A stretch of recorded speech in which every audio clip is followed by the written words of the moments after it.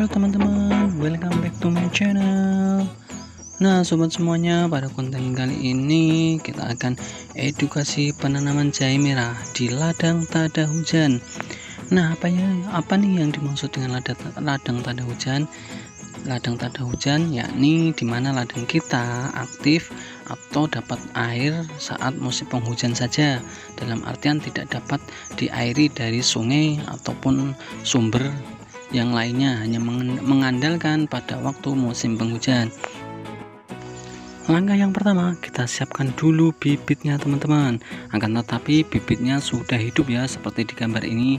Kita sudah polybag kecil-kecil, baru kita pindah ke sawah atau ke ladang.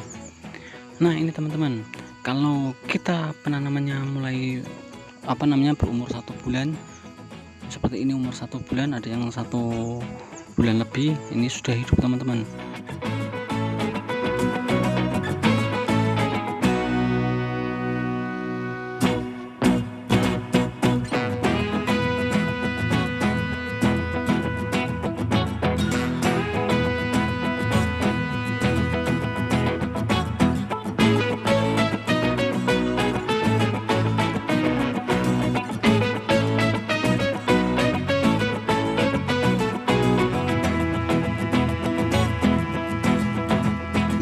Kalau model ladang tada hujan seperti ini lebih cepat.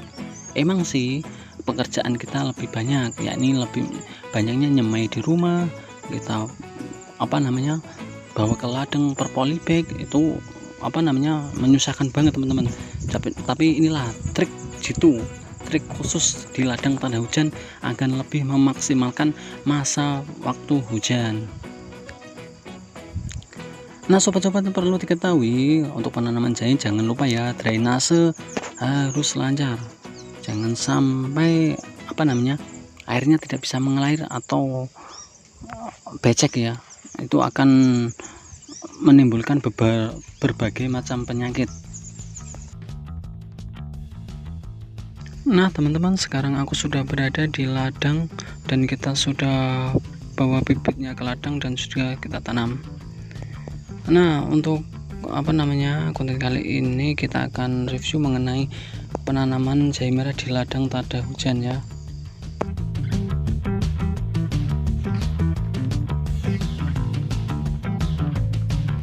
Nah ini teman-teman jahenya.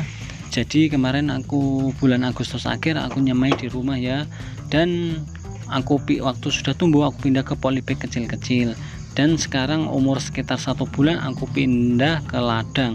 Mungkin sehari aku bisa menanam sekitar 90 polybag.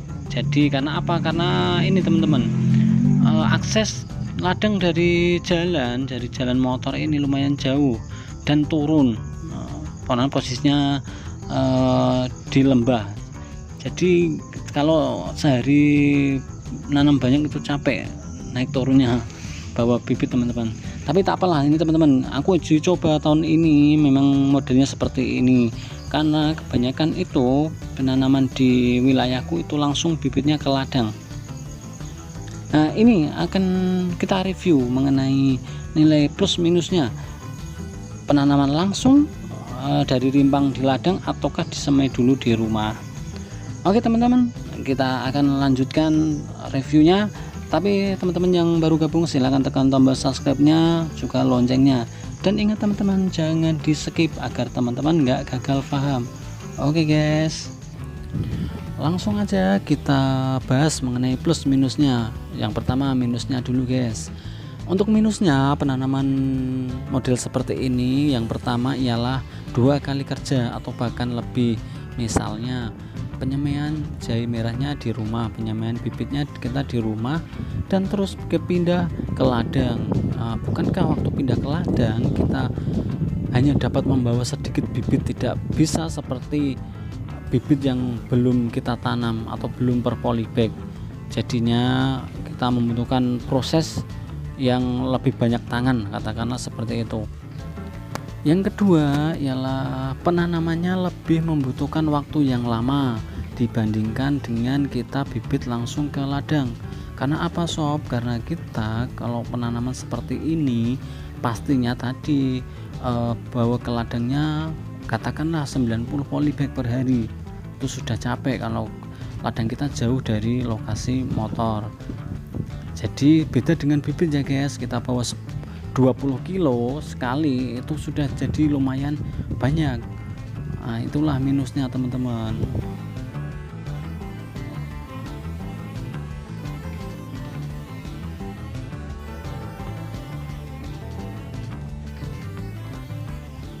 Nah, itu tadi minusnya. Sekarang kita plusnya atau keuntungannya atau kelebihan model tanam seperti ini atau penanaman sudah hidup seperti ini teman-teman. Yang pertama ialah bibitnya lebih irit. Kenapa kok lebih irit? Coba bayangkan, kita bisa lihat di video ini penanamannya kita bisa jaraknya jauh-jauh ya kan, jadi kita buat spasi jauh-jauh tak masalah. Dan yang kedua keuntungannya, bibit yang kita tanam udah hidup, so jadi nggak perlu khawatir rimbang ini bisa tumbuh atau enggak, karena yang kita tanam bukan rimbang, kita tanam sudah pohon yang berumur 1 bulan seperti ini. Jadi nggak khawatir ya sob, misalnya ada yang mati, katakanlah misalnya ada yang mati satu, kita bisa langsung gantinya. Jadi nggak beda ya dengan kita langsung bibit ke ladang. Kalau bibit ke ladang 30% atau 20% ada yang nggak tumbuh, itu pasti teman-teman. Dan yang keuntungan yang ketiga ialah start lebih awal. Kenapa kok saya katakan start lebih awal teman-teman? Karena kita penanamannya di ladang sudah berumur 1 bulan bahkan lebih. Beda cerita ya kalau kita penanamannya langsung bibit. Karena kalau langsung bibit di ladang tak ada hujan, biasanya berkisar Desember mungkin baru tumbuh, atau hujan katakanlah hujan awal Desember, saya yakin jahe kalian baru tumbuh sekitar akhir Desember. Sedangkan kita kalau menanam seperti ini awal Desember baru hujan, kita langsung berkembang, bukan baru mau tumbuh ya sob. Jadi inilah keuntungannya kita mencuri start. Karena apa? Karena ini penting banget sob. Ladang tak ada hujan hanya berkisar sekitar mungkin katakanlah 6 bulan 7 bulan tanah masih basah teman-teman. Mungkin kalau hujannya 4 bulan sekitar 4 bulan, tapi tanah basah sekitar 6 bulan 7 bulan.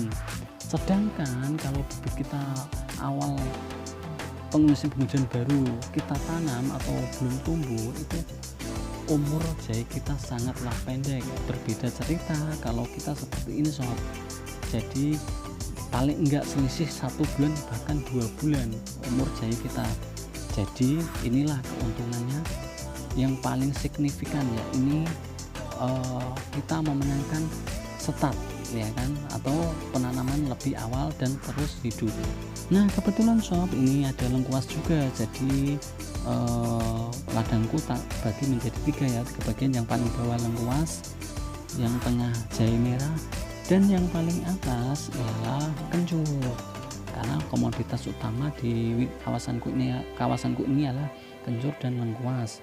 Dan kebetulan di sebelahku juga ada kencur, tapi milik tetangga guys, bukan milikku. Nah inilah teman-teman, di lereng pegununganku di Gunung Muria, komoditas utama ialah kencur, lengkuas, dan jahe. Tapi jahe masih minoritas di sini. Nah cukup sekian teman-teman konten pada kali ini. Semoga konten ini bermanfaat dan kita bisa berbagi ilmu pengetahuan di seputar pertanian. Oke teman-teman, jangan lupa subscribe, like, comment, and share.